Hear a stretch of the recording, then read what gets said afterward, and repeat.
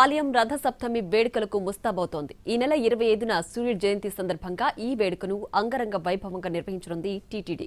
ఇందుకోసం భారీగా ఏర్పాట్లు సాగుతున్నాయి. మినీ బ్రహ్మోత్సవంగా పేర్కొనే రథసప్తమి పర్వదినాన స్వామివారు సప్త వాహనాలపై మాడ వీధుల్లో విహరిస్తూ భక్తులకు దర్శనమివ్వనున్నారు. ఉదయం 5:30 గంటలకు ప్రారంభమయ్యే వాహన సేవలు రాత్రి 9 గంటల వరకు కొనసాగనున్నాయి.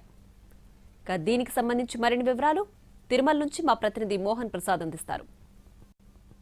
శ్రీవారి ఆలయంలో రథసప్తమి ఏర్పాట్లను పూర్తి చేస్తున్నారు టీటీడీ అధికారులు. ఒక్కరోజు బ్రహ్మోత్సవంగా పేర్కొనేటటువంటి రథసప్తమి పర్వదినం రోజున స్వామివారు సప్త వాహనాలపై మాడవీధుల్లో వేరేస్తూ భక్తులకు దర్శనమిస్తారు. సాధారణంగా శ్రీవారి వార్షిక బ్రహ్మోత్సవాల సందర్భంగా 9 రోజుల పాటు 16 వాహనాలపై మాడవీధుల్లో స్వామివారు భక్తులకు దర్శనమిస్తారు. ఉదయం ఒక వాహనం, రాత్రి మరొక వాహనంపై స్వామివారు భక్తులకు దర్శనమిస్తారు. ఇక రథసప్తమి రోజు స్వామివారు ఏకంగా 7 వాహనాలపై మాడవీధుల్లో విహరిస్తూ భక్తులకు దర్శనమిస్తారు. ఉదయం 5:30 గంటలకు సూర్యప్రభ వాహన సేవతో వాహన సేవలు ప్రారంభమవుతాయి. అటు తర్వాత 9 గంటలకు చిన్నశేష వాహన సేవను నిర్వహిస్తారు.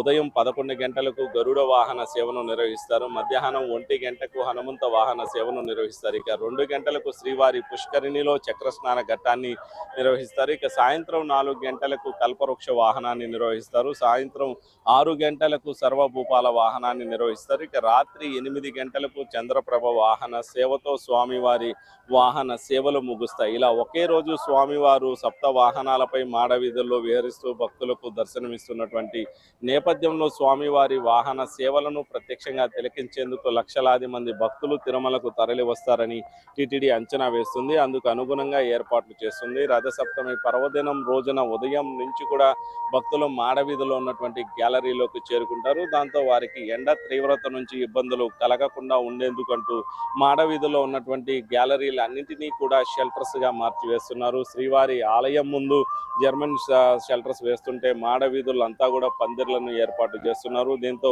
ఉదయం వాహన సేవను తిలకించేందుకు విచ్చేసేటటువంటి భక్తులు రాత్రి వరకు కూడా గ్యాలరీలో వేచి ఉండేలా ఏర్పాట్లు చేస్తున్నారు. ఇక గ్యాలరీలో వేచి ఉన్నటువంటి భక్తులకు నిరంతరాయంగా కూడా అన్నప్రసాద వితరణ చేసేలా ఏర్పాట్లు చేశారు. ఇప్పటికే దాదాపు 65 ఫుడ్ కౌంటర్లను మాడవీధిలో ఏర్పాటు చేస్తున్నారు. మాడవీధిలో మొత్తంగా కూడా 200 గ్యాలరీలుగా ఏర్పాటు చేస్తున్నారు. 65 ఫుడ్ కౌంటర్లను ఏర్పాటు చేస్తున్నారు. ప్రతి 3 గ్యాలరీలకు ఒక ఫుడ్ కౌంటర్ ఏర్పాటు చేస్తున్నారు. దీంతో ఆ ఫుడ్ కౌంటర్ నుంచి వారికి ప్రతి గంటకు ఒకసారి అన్నప్రసాద వితరణ ఉండేలా ఏర్పాట్లు చేస్తున్నారు. ఇక ఎండ తీవ్రతను దృష్టిలో ఉంచుకొని వారికి మజ్జిగ ప్యాకెట్లు, అదేవిధంగా తాగునీటికి సంబంధించి వాటర్ బాటిల్స్ వంటివి కూడా అందించేందుకు టీటీడీ ఏర్పాట్లు చేస్తుంది. ఇలా మాడవీధిలో ఉన్నటువంటి భక్తులకు ఎలాంటి ఇబ్బందులు తలెత్తకుండా వాహన సేవలను తిలకించేలా ఏర్పాటు చేశారు. ఇక శ్రీవారి ఆలయంలో కూడా రథసప్తమి పర్వదినం రోజున స్వామివారికి సంబంధించి నిర్వహించేటటువంటి ఆర్జిత సేవలను, విఐపి బ్రేక్ దర్శనాలను, ప్రత్యేక దర్శనాలను టీటీడీ ముందస్తుగానే రద్దు చేసి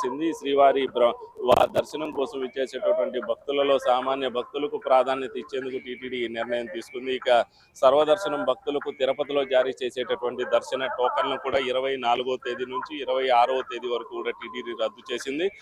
సర్వదర్శనం భక్తులు నేరుగా తిరుమల చేరుకుంటే వారిని వైకుంఠం క్యూ కాంప్లెక్స్ ద్వారా దర్శనానికి అనుమతించేలా ఏర్పాట్లు చేస్తున్నారు. ఇలా సామాన్య భక్తుడికి ప్రాధాన్యత ఇచ్చేలా స్వామివారి ఆలయంలో ఏర్పాట్లు చేయడం, వాహన సేవలను తిలకించేటటువంటి గ్యాలరీలో కూడా ప్రత్యేక ఏర్పాట్లు చేసేలా టీటీడీ నిర్ణయం తీసుకుంది. అందుకు అనుగుణంగా ప్రస్తుతం ఏర్పాట్లు జరుగుతున్నాయి. ఇది ప్రస్తుతం తిరుమలలో రథసప్తమి పర్వదినం పురస్కరించుకొని జరుగుతున్నటువంటి ఏర్పాట్లు. కెమెరా పర్సన్ శ్రావంతో మోహన్ ప్రసాద్, ఎన్టీవీ.